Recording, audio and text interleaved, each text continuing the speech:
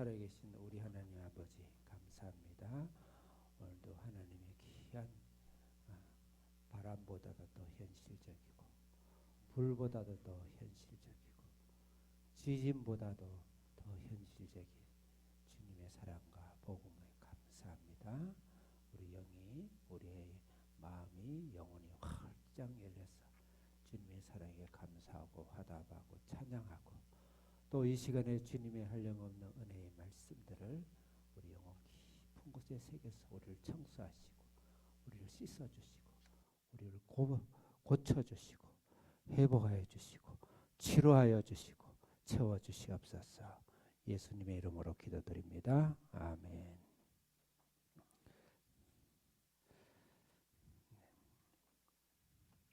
신명기 18장 말씀,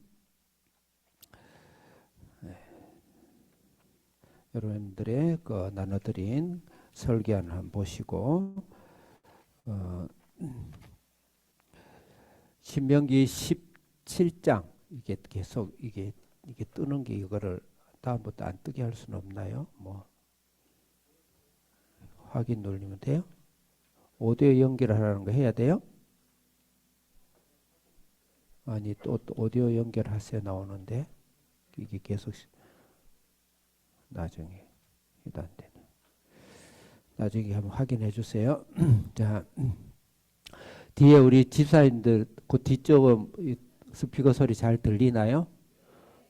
감사합니다. 야, 그 돈을 수백만 원 투자해서 믹서기, 전자 믹서기와 또 큰 공연급의 스피커를 더 샀습니다. 또 잘 안 들리면 또 이야기했어요. 다음 주에 또 수백만 원짜리 또 살 테니까.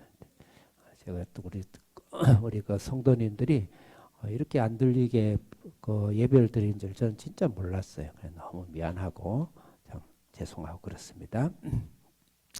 우리 거기 지금 온라인 예배 드리고 있는 성도님들 찬양 소리도 잘 들리나요? 잘 들린대요? 네, 제가 확인을 여기서 해야 되니까 말씀을 나누겠습니다. 신명기 17장과 18장은 부모 공경입니다. 부모 공경 1장부터 5장까지는 이 교회가 하나님 나라를 향해서 가는 자세와 태도, 담대하고 가능한 평화를 유지하되 우리 악기를 막는 것은 물리쳐서 진멸하라. 그 메시지가 주 메시지예요. 그 다음에 5장부터 30장까지를 합시다. 정확하게 28장이고 정확한 26장이고 27장, 28장은 그린 신상과 에발산의 축복과 저주인데 28장까지 합해서 그 두 번째 설교가 되고 두 번째 설교를 지금 하고 있는 중입니다. 두 번째 설교도 5장부터 11장까지는 또 가나안 땅에 들어간 구원을 받은 성경으로 예수 그리스도가 우리의 주인이 돼서 온전한 교회가 된 우리 성도들이 백성들이 어떻게 살아야 될 것인가에 말씀 십계명을 가지고 어떤 자세로 살아야 될 것인가. 군인에게 아무리 좋은 총과 무기를 주더라도 그 군인이 자세가 술을 먹고 만취돼가 맨날 비틀거리고 그러면은 그 총이 아무 의미가 없죠. 그러듯이 십계명이라는 말씀을 어떤 자세로 살아야 될 건가. 목이 뻣뻣한 기부스하지 말라. 그다음 물망초 나를 잊지 말고 하나님을 항상 생각하고 해라 하는 그런 자세를 이야기한 것이고 12장부터는 본격적으로 십계명을 삶 속에 구체적으로 풀어서 십계명 10가지 계명을 이야기하는 중이다. 이 계명대로 인류 세계에 살면 인류의 모든 문제를 다 해결할 수 있습니다. 현재 인류가 안고 있는 이 암적인 질병들 정치가 되고 문화가 되고 학문이 발달해도 점점 깊어만 가는 이 어마어마한 인류의 재앙과 문제들을 모든 문제를 다 해결할 수 있는 것이 성경 말씀인데 그 십계명 안에 있어요. 그걸 쭉 풀어서 설명한 거예요. 그래서 12장, 13장은 1계명과 2계명. 나 외에 다른 신을 두지 마라. 우상을 섬기지 말라. 그것을 풀었었는데 그것을 두 자로 표현한다면 예배라는 단어죠. 그래서 제가 이 시간에 그걸 또 설명하기는 어렵지만 예배를 어떻게 할 것이며 예배에 방해되는 것들을 어떻게 우리가 해결해 나갈 것인가를 설명을 했습니다. 그 다음에 14장은 1계명과 2계명이 안 된 사람을 망령된 삶을 산다 해서 제3계명입니다. 그래서 우리가 망령된 삶을 살지 마라. 1계명과 2계명이 성장해서 성화된 삶, 정결한 삶, 거룩한 삶을 하나님 영광을 위해서 사는 삶이 되라. 그게 상계명이에요. 그 상계명을 위해서 몸에 죽은 자를 고문하면서 신을 부르는 그런 고행주의를 떠나라. 또는 말씀을 먹고 반추하고 대세김질하고 그 다음에 이 어려운 세상의 세파에 뚫고 나갈 수 있는 지느러미와 비늘을 갖추고 하는 그런 삶의 자세를 삶을 살아라. 이런 기타 등등의 일이 14장에서 제3계명을 이야기했습니다. 제4계명은 안식일입니다. 이게 15장과 16장에 걸쳐서 안식일은 단순히 주일 예배하는 이것도 예배의 안식이지만 더 중요한 것은 이 안식일에 예수 그리스도를 통한 제3을 날마다 경험하는 것이 안식입니다. 그 다음에 14장과 15장과 16장에서는 안식일을 빛을 갚아줘라. 면제해줘라. 그렇게 하면서 시작해요. 그 다음에 16장에서는 그것을 7개의 절기 이야기를 합니다. 거기는 모든 것이 희년 정신이 들어가 있어요. 희년까지 발전하죠. 한마디로 경제보험까지 책임져라. 경제보험까지 책임져라. 제사법과 예수 그리스도의 보혈과 또 예배를 드리는 우리의 예배 드리는 성화의 복음과 경제의 복음까지 책임져라. 그게 15장과 16장입니다. 이제 오늘 말씀드리는 18장은 17장과 18장은 제5계명 부모를 공경하라. 부모를 공경하라. 부모는 눈에 보이는 부모를 공경하지 않으면 눈에 보이지 않는 학생들도 잘 들으세요. 눈에 보이지 않는 하나님을 절대 공경할 수 없습니다. 여러분이 하나님 신앙 좋은 것 같지만 그 사람이 진짜 신앙이 좋은지는 부모에게 하는 것을 보면은 안다라고 성경은 우리에게 증언을 하고 있어요. 근데 이 부모는 좀 더 사회적으로 우리가 이 땅을 처음부터 하나님 나라를 생각했을 때 사회적인 부모가 있는 거죠. 인륜의 상하 질서, 사회 상하 질서 그것까지를 부모로 이야기하는데 특히 부모를 공경할 때 우리는 무조건 자녀에게 요구하고 있지만 성경은 실제 부모 공경에 들어가면 자녀보다 부모에게 더 많은 명령을 이야기하고 있습니다. 자녀를 노엽게 하지 말라라고 신약에서는 한마디로 언급하고 있지만 실제 구약에 보면 부모에게 묻는 죄가 책임이 굉장히 큽니다. 사실은 자녀는 부모가 길러낸 열매입니다. 그 자녀의 죄는 부모의 죄, 부모에게 책임이 있는 것입니다. 그래서 굉장히 두렵고 떨리고요. 그 다음에 신약에 와서도 장로라든지 목사라든지 심지어는 집사까지 하나님의 종을 일꾼을 세울 때는 그 자녀가 어떻게 키웠는가 결과를 보고 가장 중요한 결정을 하게 됩니다. 그만큼 자녀의 문제는 부모가 자녀를 그렇게 만든 것이에요. 부모하기 나름인 거예요. 그래서 자녀의 문제는 부모 문제가 해결되면 자녀 문제는 해결되는 것입니다. 그래서 이 신명기에서 특히 부모적인 관점을 이야기합니다. 당연히 가정의 부모는 당연히 포함되고 우리 적용해야 되고 이 사회적 부모, 하나님 나라의 부모. 그래서 크게 여기서는 세 가지로 이야기하겠습니다. 첫째는 사법 기능입니다. 재판관에 대해서 7장에서 재판관이 사회적 부모로 이 교회의 부모로 재판을 어떻게 할 것인가 잘잘못을 가르고 할 때 억울하지 않게 어떻게 할 것인가를 설명했고 두 번째는 왕의 기능입니다. 이거는 행정이죠. 행정. 우리 부모가 집에서 자녀를 때로는 교훈하고 또 자녀를 또는 책망하기도 하고 할 때 어떻게 해야 되는가를 잘 보여주고 있는 것이고 더 나아가서는 우리가 남의 자녀까지 또 이 한비전 자녀까지 더 나아가서 이 대한민국의 수많은 자녀들이 어마어마한 문제를 갖고 있죠. 그 문제까지 교회의 청소년까지 우리는 확대되는 자녀로서 재판장과 또 왕 다시 말해서 행정 통치하시고 그 다음에 교훈하고 치리하고 인도해가는 그런 왕에 대한 기능을 이야기했어요. 오늘은 마지막으로 이 부모에 대해서 거국적이 굉장히 중요한 것은 종교적인 것입니다. 종교적인 거 제사장과 선지자의 이야기를 오늘 18장에서 담고 있습니다. 벌써 이래서 벌써 5분이 지났죠. 저의 이 한계를 뛰어넘지를 못하고 있어요. 어쨌든 나는 이게 그냥 보고 넘어갈 수 말씀을 다 해야 되니까 이해를 해주시고, 그렇지만 정한 시간에 할 테니까 우리 한빈전 자들 벌써부터 불안에 떨지 말고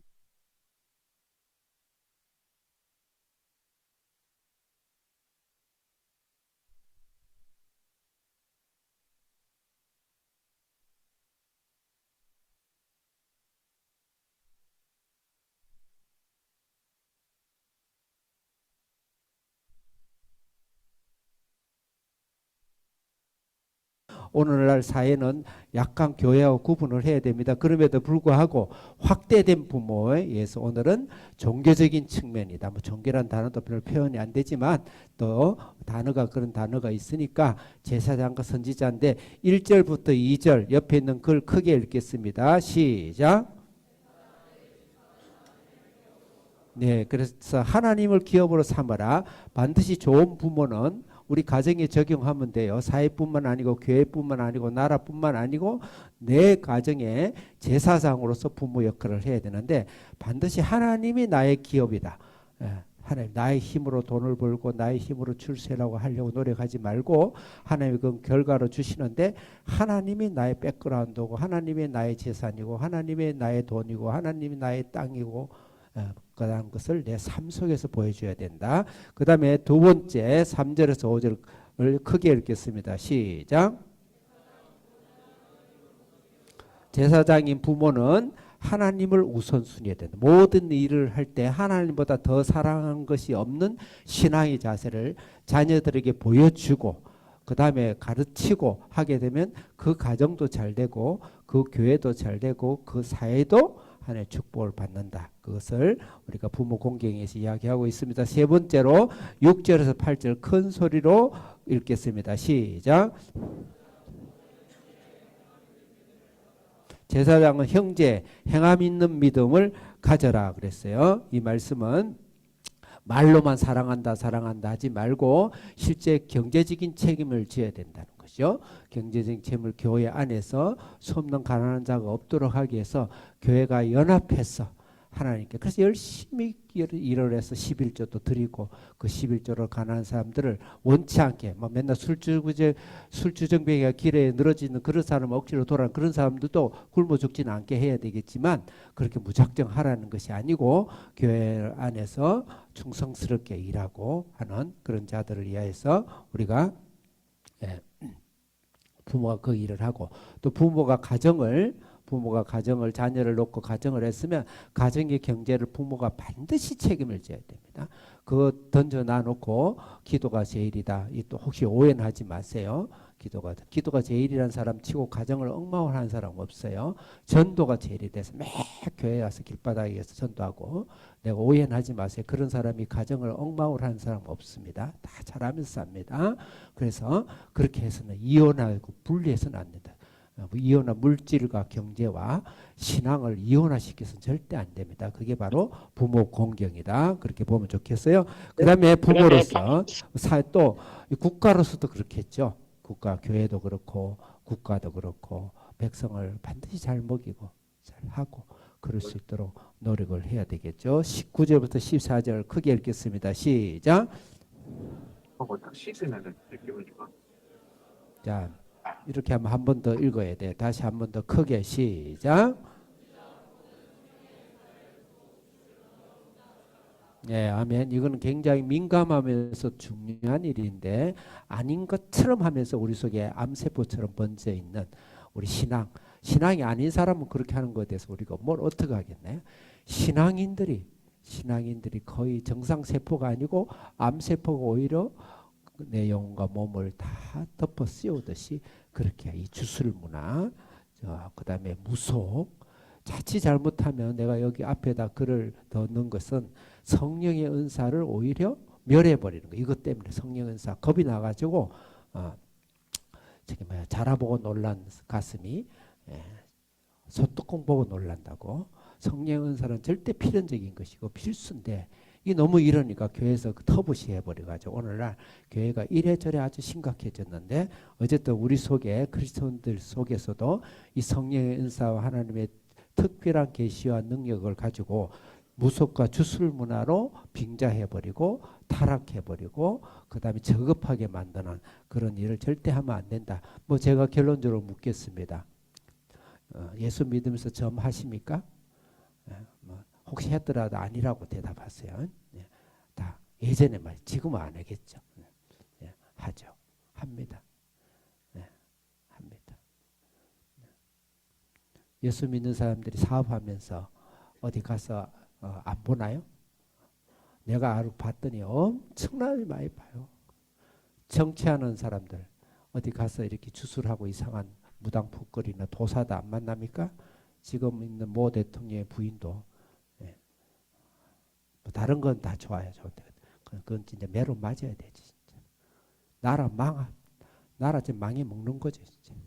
물론 교인이 우리나라는 교회가 교인이 아니기 때문에 뭐 거기까지 그렇지만 불행한 것이죠. 엄청나시면 제가 저기 경남에서 제가 그쪽에 사익을 대표 간사를 했는데 그 당시 경남도 대표 도지사라 그러죠. 도지사 뭐 제 자랑하죠. 우리 외삼촌이 부도지사도 했었습니다. 그다음 그 도지사 그 뒤에 도지사가 뭐 하여튼 윤자 돌아가는 도지사였는데 그 사모님이 굉장히 신앙이 좋은 분이었어요. 우리 최남 사모도 알 거예요. 그저 몇 번 만나고 저에게 뭐 여러 가지 뭐 부탁도 하고 막 이렇게 했는데 그분이 그 전 도지사의 도지사 관저에 들어갔더니 안에다가 이 주술 이 상들을 굉장히 무섭게 그래요. 근데 그건 세상 예수 믿는 사람도 그래요. 어디 가서 보고. 근데 그거 이상으로 아주 심각하게 오늘날 교인들이 여기에 물들어 있다.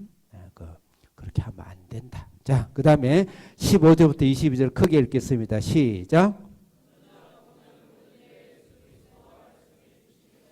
선지자는 예수 그리스도가 항상 중심이 돼요. 나중에 말씀 나오겠지만 모세 너와 같은 선지자가 나타날 것이다. 그건 바로 예수님의 말이에요. 그 다음 그 입으로 나오는 말씀으로 살아라.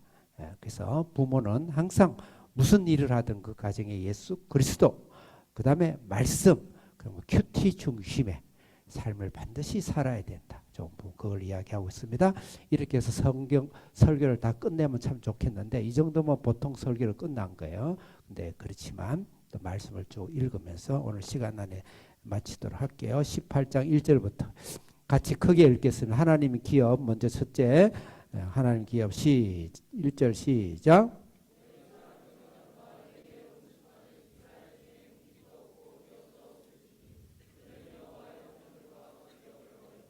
아멘. 1절에서 분깃과 기업과 기업이라는 단어에 주목을 하시기 바랍니다. 누가? 레위 사람 제사장. 제사장은 레위 지파에서 나와요. 그래서 레위 지파나 제사장에는 같이 묶으면 좋아요. 그 다음에 2절 크게 읽겠습니다. 시작.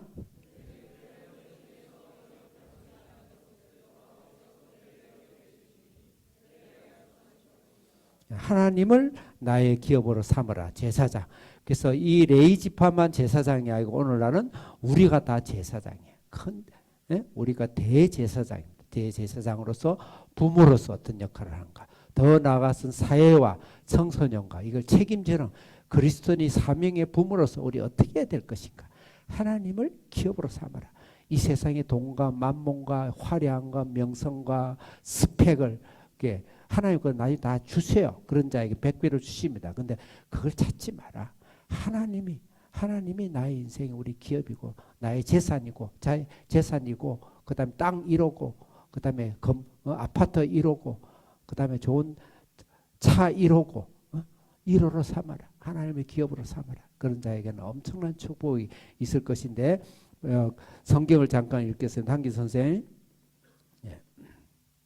마가복음 11장 15절 읽겠습니다. 시작.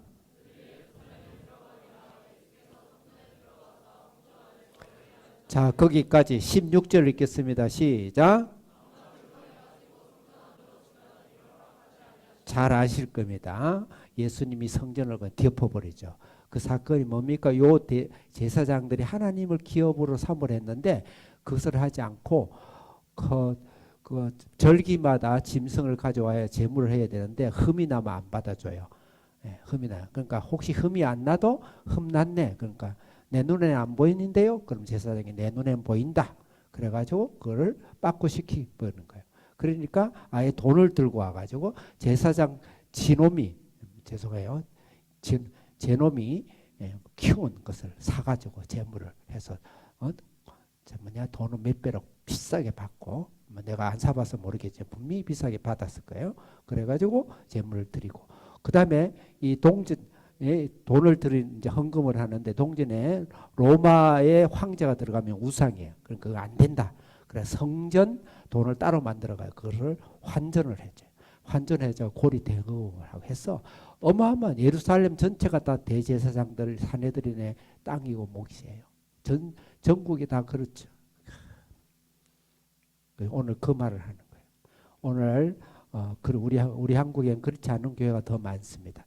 그렇지만 만만치 않는 많은 교회들이 하나님 주신 권세와 돈과 권위와 한때는 저희 때 우리나라가 1년에 2배씩 교회가 성장하면서 스카이에서 제일 넘버원이 목사 되는 거였습니다. 그 총신대는요. 스카이급에 있는 학생들도 재수에서 삼수가 필수였었어요. 실제. 그럼 내가 총신대를 말하는 게 아니에요. 장신대도 마찬가지고. 좀 그 말은 뭐냐면 굉장히 파워풀한 교단이 그렇다. 거기 들어가려고. 삼성보다 입사가 어렵다. 내가 총신대를 장신대를 칭찬하는 거예요. 예, 절대. 굉장했어요. 진짜.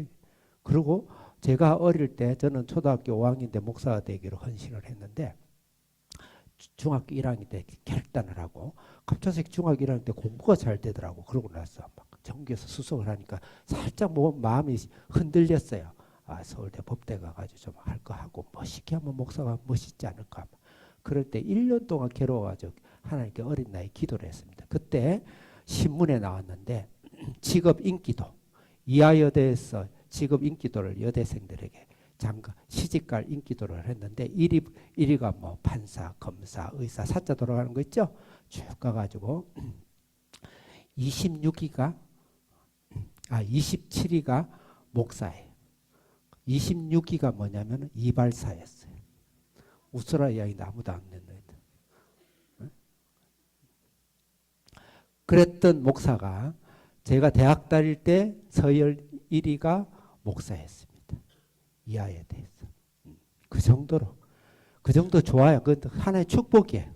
축복인데 그런 것으로 인해서 우리가 얻는 이 세상의 명예와 권세와 권위와 그런 것들 대해서 오늘 이 목사 이 말씀의 자문자답을 해봐야 되지 않을까. 그래서 그렇다고 남의 일 까기 좋아하는 사람이 니나 잘해라. 너나 잘해서 이만 영화 제목처럼 저도 마찬가지긴 하지만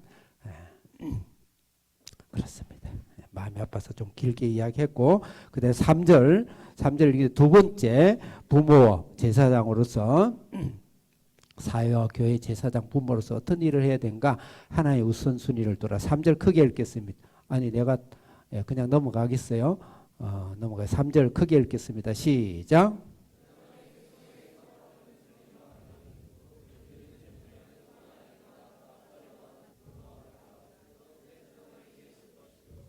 뭐 앞다리 어떻고 두 볼은 뭐고 위는 뭔고 성경 한번 읽다 보면 굉장히 재미나요. 4절 읽겠습니다. 시작.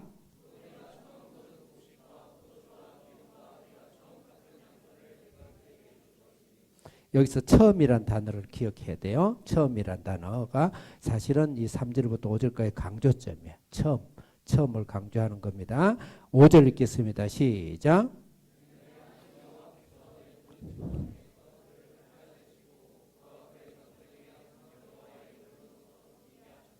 하나님께 드릴 때는 처음 것을 드려야 되죠. 그죠? 처음 것을 드려요. 그러면 앞에 처음 것을, 그래서 이게 이제 문맥상의 해석이 중요하다 이 말입니다. 절대적인 건 아니에요. 중요합니다. 아주 중요합니다.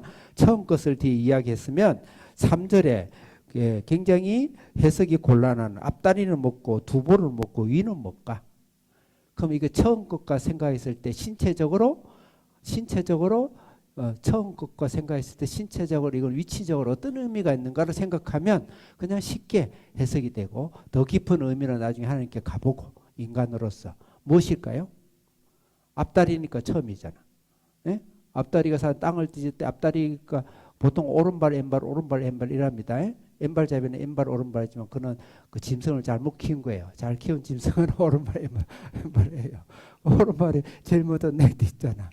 예, 여러분 빨리 기억하라고 이야기하는 거예요. 그리고 오른발. 그다음 두 번은 뭐예요? 달리기를 하면 이 볼테니가 제일 앞서 공기를 맞이해요. 앞쪽이죠. 그렇게 좋게 생각했어요. 우리 목사님 이상하네. 그러지 말고 그냥 애교로 봐줘. 예? 네. 그렇게. 그 위는 뭘까요? 오장육부에 제일 먼저 받는 게 이잖아. 예. 예. 도저히 동의 못하겠다는 표정인데 어쨌든 그래서 처음 것 뒤에 처음 것을 이야기 나왔으니까 그냥 그렇게 해석해도 만만치 않다. 그렇게 생각하시고 처음 것을 드린다. 처음 것. 이 말은 우리가 어떻게 살아야 될까요? 주님 앞에 우선순위를 드리는 거죠. 처음의 시간, 그 큐티가 중요한 거예요. 나는 나중에 하다가 쉬는 시간에 하지 뭐. 원래 큐티도 그것도 바쁜 사람이 좋지만 성경은 예수님도 첫 시간에 새벽 미명에 일어나고 기도하고 우리의 삶을 첫 시간 또 첫 자식을 예전에 부모 하나님께 드린다 해서 저도 장남이 돼서 우리 아버님 첫 자식을 드리겠습니다 해가지고 종으로 드리겠습니다 그랬어요. 그래서 나는 첫 자식부터 마지막 자식까지 다 드리고 참여해요. 그런데 처음 것이라는 그러니까 우선순위 무슨 일을 하든 하나님을 우선순위를 부모가 필요 없는 게 아니에요. 생명 같은 자식이 너무너무 중요하죠. 돈도 필요하고 시간도 필요하고 내 건강도 다 필요해요. 그렇지만 하나님 앞에 모든 것을 우선순위를 두게 되면 나머지는 사실은 100배로 받습니다. 100배로. 예, 그 말인 것이에요. 자, 그럼 신명기 5장 9절 10절 한개 선생님 올려주세요. 네, 어떤 자세로 하나님을 섬길까? 자, 이거는 우상의 이야기지만 9절 읽겠습니다. 시작.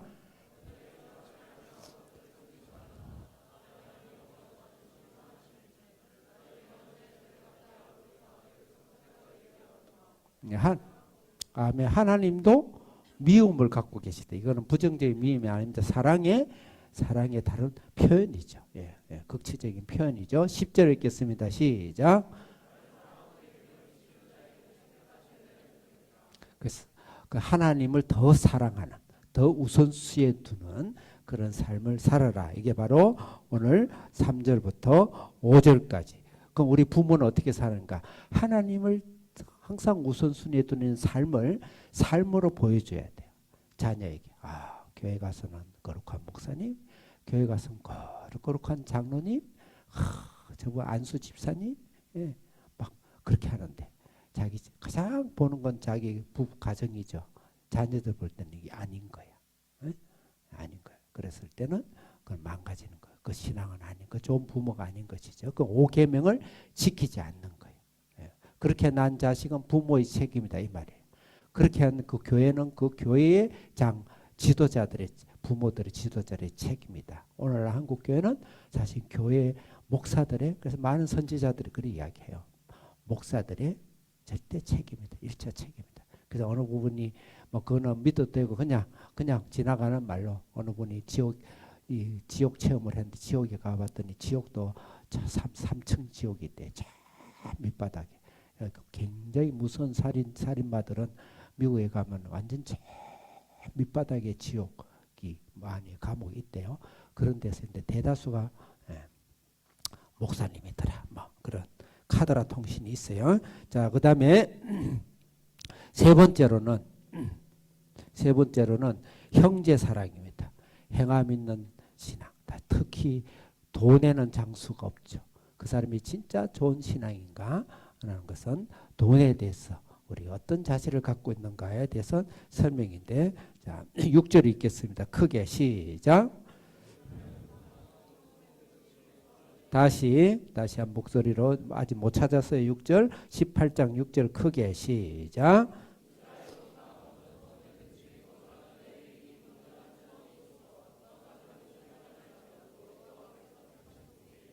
어떤 이유인지 모르지만 그 사는 곳이 간절한 소원 때문에 떠나게 되었어요. 피치 못하게. 그래서 이 택하신 곳은 제사장이 어디 가고 있어요?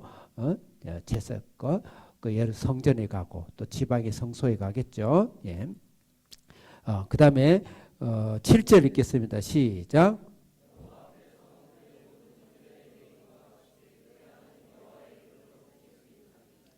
예, 여기서 모든 형제 레인과 같이란 단어가 중요한 단어입니다. 8절 읽겠습니다. 시작.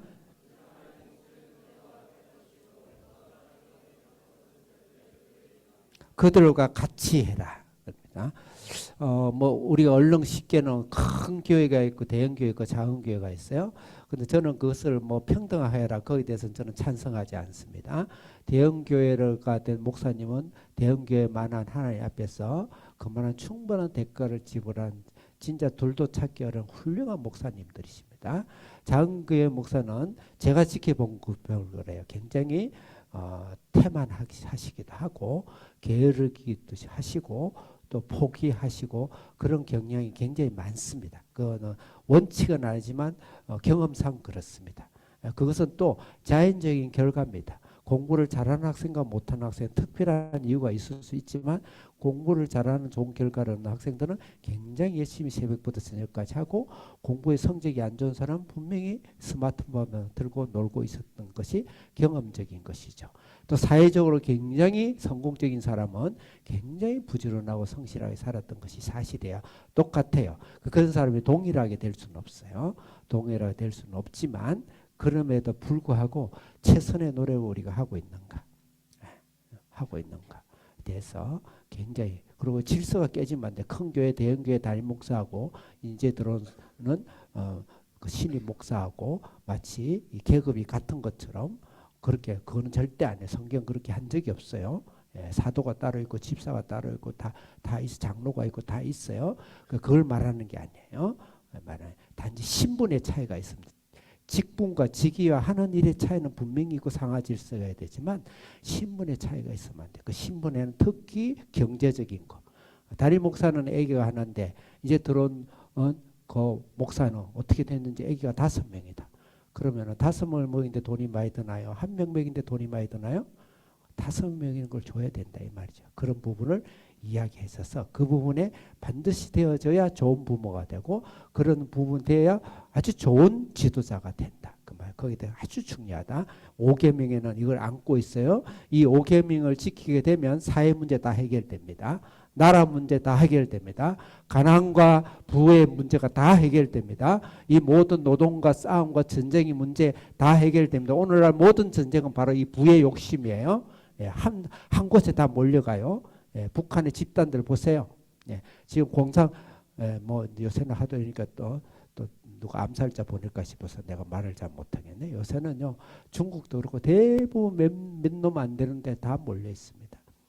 사회 문제 해결이 안 되죠. 지금 아프리카에서 일어나는 건 전부 다 그런 전쟁이죠. 그래서 성경에서 그런 부분을 해결한다. 자, 한길 선생님 사도행전 2장 43절부터 47절 한번 읽겠습니다. 2장 43절 크게 시작. 44절 시작. 45절 시작.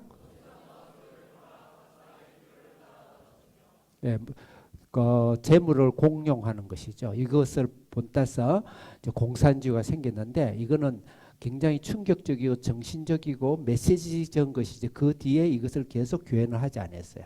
사도 바울의 3차 전도를 가면서 가는 곳마다 교회가 생기고 했는데 이런 그 재산을 공유하는 일은 없었습니다. 그 사도 바울이 가는 곳마다 예루살렘 교회가 어려우니까 헌금을 좀 해서 그걸 도와줍시다라는 전도 다음으로 중요한 사명이 헌금을 걷어서 예루살렘 보내는 게 전도의 목적이었어요. 그럴 때 헌금을 내라 그랬어요. 공유하면 낼 게 뭐가 있어요? 뭐 교회 재산으로 다 팔았는데 교회 재산을 주면 되는 것이지. 그렇게 호소할 필요가 없죠. 그래서 공산주의 체계는 성경이 허락한 적이 없어요. 단지 금방 오늘 이 말씀 18장 6절에서 8절까지 있는 이 말씀을 적용하고 신명기에 나오는 말씀 신년 정신을 적용하는 그런 부분에서 충격적인 메시지적인 것이 강하다. 그래서 중요한 것은 이런 정신으로 삶으로 살아야 되고, 그 다음에 지도자들은 또 가정에 있는 사람들은 내 가정뿐만 아니고 수 없는 사람들의 가정을 돕고 일으키기 위해서 나는 사업도 성공하고 직장도 성공하고 공부도 성공하자, 이런 자세를 가져야 된다. 그 다음에 고린도후서 9장, 고린도후서 9장 한기 선생님, 고린도후서 9장 1절 읽겠습니다. 시작. 성경이란 건 경제적인 이야기를 합니다. 2절 시작.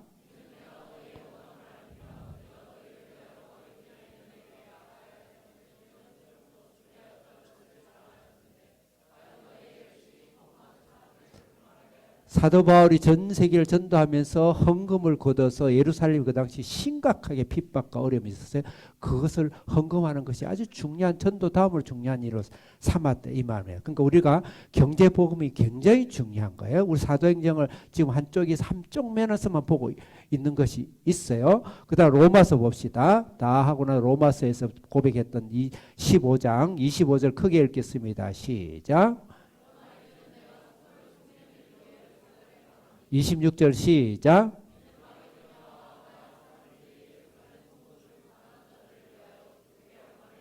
마게도냐 아가야에 있는 사람들이 그 고린도 쪽입니다. 이 사람들이 헌금한 것을, 예루살렘에 헌금한 것을 그렇게 기뻐하는 거예요. 기뻐하는 거예요. 이것이 바로 우리 오늘날의 가장으로서, 지도자로서 삶의 자세를 가져야 된다.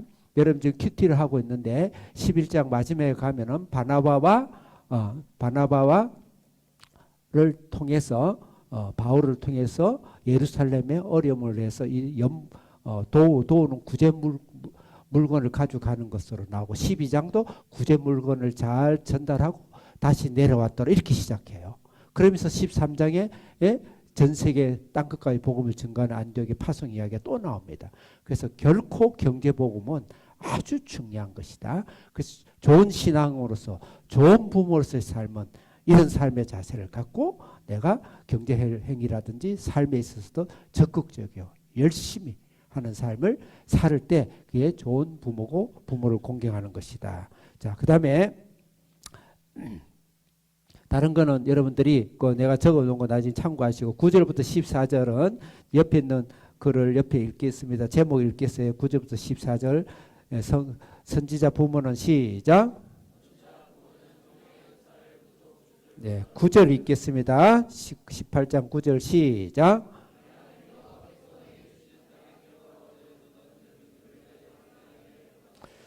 그 나라의 민족들의 가증한 행위를 성경 속에 암세포가 내 속에 들어와서 정상세포를 잡아먹은 거예요. 그러면 이 가증한 행위가 어떤 것인지를 풀어서 10절부터 시작.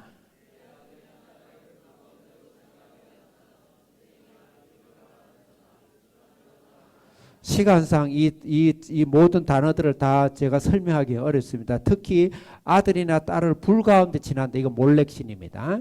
몰렉신. 불 가운데 지나가게 해가지고 불 위에다가 구워서 목사님 구워서 그 귀신에게 과자로 드리는 거예요. 이게 그러면 실제 설마 이게 옛날 소설 같은 이야기지.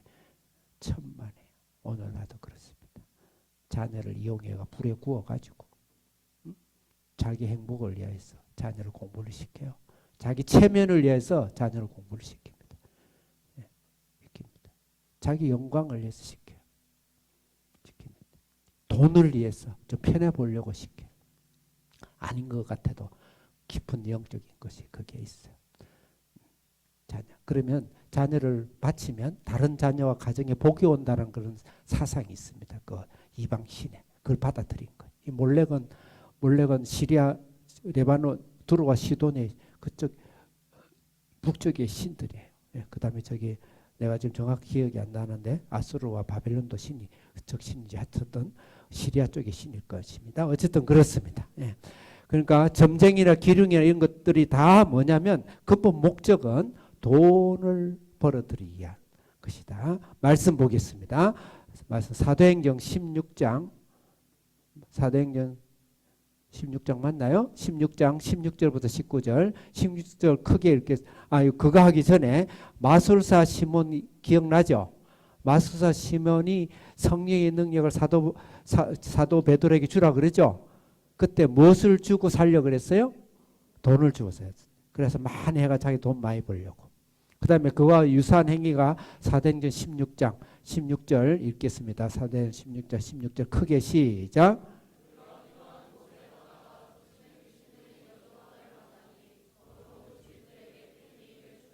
이건 어디에서 일어난 일이죠? 네? 빌립보? 네? 네. 17절 시작.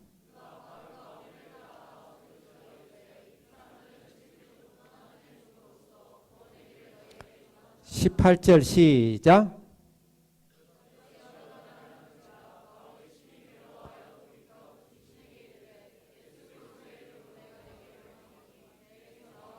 네, 19절이 제일 중요합니다. 19절 시작.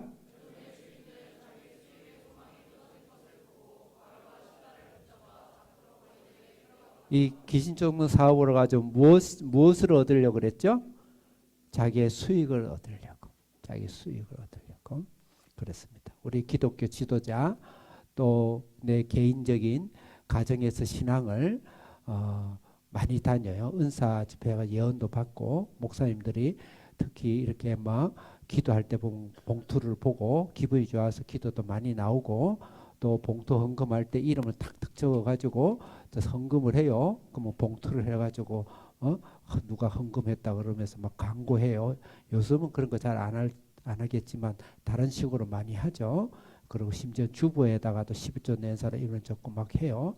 물론 뭐 좋은 의미에서 받아들일 수는 있는데 그런 것 한 불가한 것이고 그리고 특히 성령의 은사, 제가 이 성령 은사의 마음이 아픈 거예요. 성령 은사는 반드시 있어야 되는데 이것 때문에 성령 은사가 길을 못 펴고 있는 거예요. 성령 은사 병을 고친다든지 귀신을 쫓아낸다든지 기적이 일어난다든지 기도함으로 사업이 갑작스럽게 바뀌어서 축복을 받는 그것도 표적과 기적입니다. 예, 여러분도 김난주 목사의 기도를 많이 받았어요. 사업 잘 되려면. 그래서 나한테 헌금을 하지 마세요. 예, 그건 하나님의 능력이에요. 기도 많이 하는 사람 능력입니다. 그런 표적이 있었을 때 엄청난 돈이 들어오죠. 엄청난 돈이 들어와요. 거기에 대해서 본인이 원하는 건 아니지만 본인이 원하는 건 아니지만 끌려가서 그런 아방궁 같은 삶을 살게 된다면 하나님 앞에서 나중에 반드시 거기에 대해서는 하나님이 물으시죠. 그래서 저도 되게 두려워하고 있습니다. 예, 저도 결코 가난한 사람의 삶을 살지는 않으니까. 그렇지만 가난하게 살려고 그래요. 예, 얼마 전까지만 해도 20년 삼성 SM5를 타고 다닐 때 큰 소리 치는데 얼마 전에 이 디스커버리가 들어오는 바람에 내가 고개를 못 들고 다녀요. 근데 너무 착각하지 마세요. 한 달 동안 수리가 안 돼가지고 폐차시키려다가 내가 기도해가 고쳐가 갖고 온 거예요. 그러니까 너무 나를 뭘 하지 마세요. 자, 무슨 이야기다 그랬죠. 오늘 하나님 그만하라는 것도 이제 생각이 잘 말씀이 연결이 안 되네. 네, 그다음 사도행전 21장 8절 9절 읽겠습니다. 8절 시작. 9절 시작. 자, 11절 읽겠습니다. 넘겨서 11절 시작.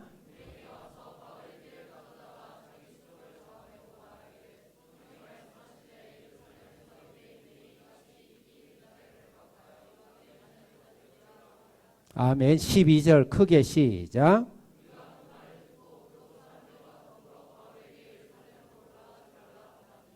13절 크게 시작.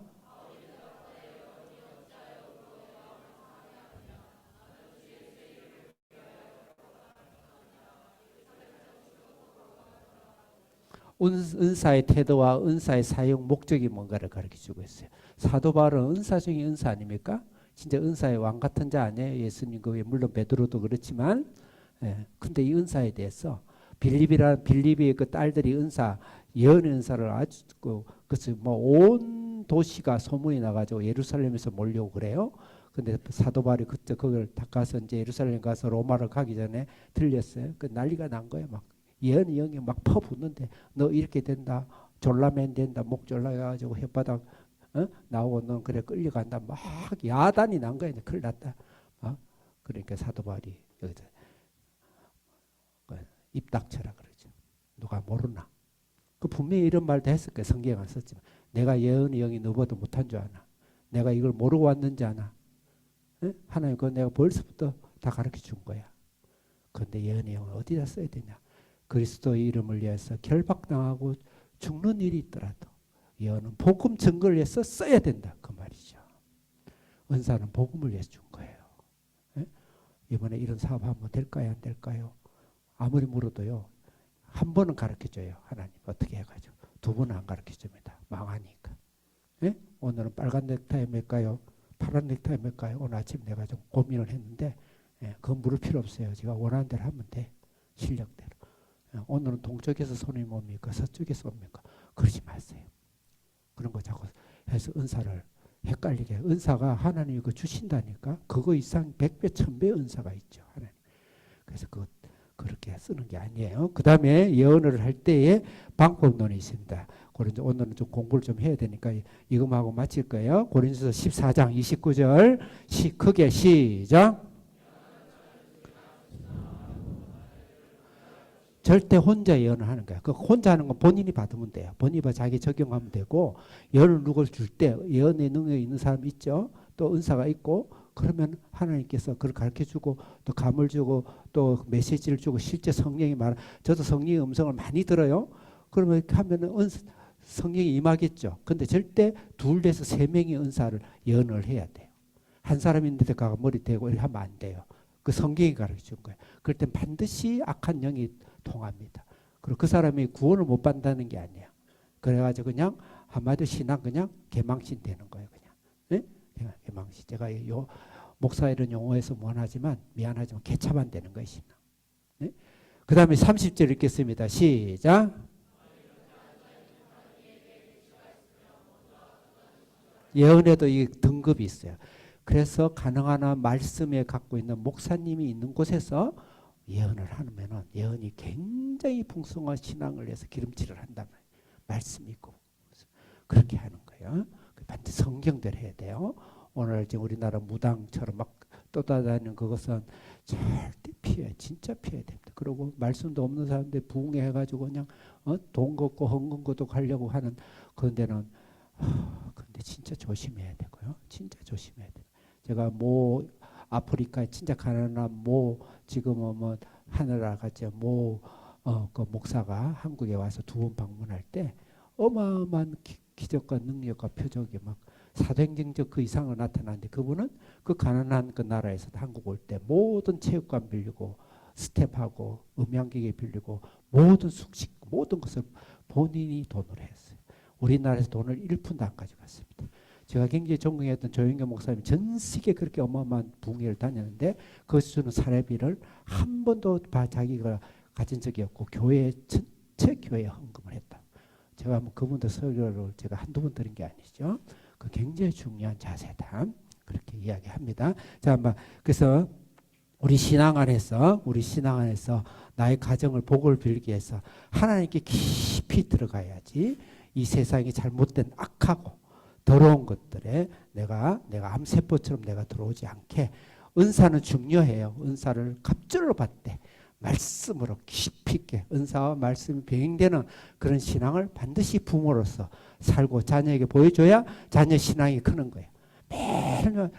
맨날 예수님 믿고 교회 끌고 가는데 맨날 졸고 있는 예수님은 보여주고 죽어 있는 예수님 보여주면 자녀는 떠납니다. 그래서 한국 교회가 떠나고 유럽이 다 떠났어요. 그걸 이야기하는 것이다. 마지막으로 15절 22절 크게 읽겠습니다. 시작. 네. 자, 그럼 15절 읽겠어요. 18장 15절 시작.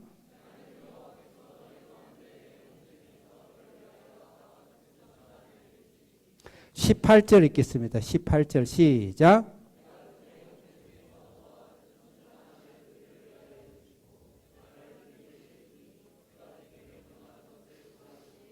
여기서 첫째는 나와 같은 선지자. 여기서는 성경에서 나오니까 성경의 근거를 좀 읽고 지나가겠습니다. 한기 선생님 비춰주세요. 나와 같은 선지자를 성경에서는 그것을 요 말씀을 지목해가지고 말씀하신 거예요. 1장 22절 크게 읽겠습니다. 시작.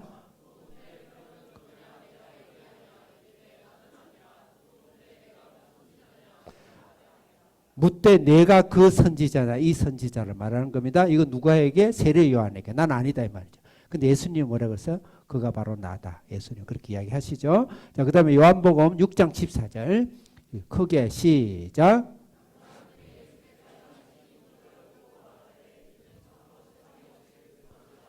무슨 선지자? 예? 정관사 더 그 선지자. 예수님 말하는 거. 여기 지금 그 선지자래요. 그럼 결론문 이야기하면 우리는 예수 중심이 예수가 차고 넘치고 예수의 기쁨이 차고 넘치고 예수의 예배가 차고 넘치고 예수의 찬양이 차고 넘치고 모든 것이 백문일답 예수로 그 보혈과 능력과 찬양이 넘치는 그런 살아있는 교회, 살아있는 예배, 살아있는 가정, 살아있는 나라, 그런 나라가 되는 것이 바로 좋은 부모다. 5계명의 부모를 공경하는 것이다. 더 이상 읽지 않겠습니다. 그 다음에 한 가지 마지막으로 그 살아있는 말씀과 함께 18절에 보면 내 말이 그 입에서 나온다. 그 명령을 내가 말한다. 말이라는 단어에 주목하시고 19절 읽겠습니다. 시작.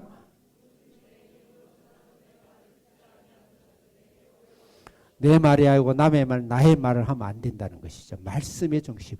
한마디로 큐티 말씀의 중심으로 생활해요. 아침에도 위가 밥통이 4개가 돼야 돼. 4개가. 4개가 되는 소를 먹어야 되는 뜻이 4개가 돼서 아침에 묵상하고 한 또 10시쯤도 그 말씀을 묵상하고 밥 먹고 나서 나른할 때 기도하면서 또 묵상하고 저녁에 자기 전에 묵상하고 우리는 위가 밥통이 4개가 되는 그런 신앙을 사는 것이 바로 오늘 이 말씀이다. 20절 읽었나요? 마지막으로 20절 읽겠습니다. 시작.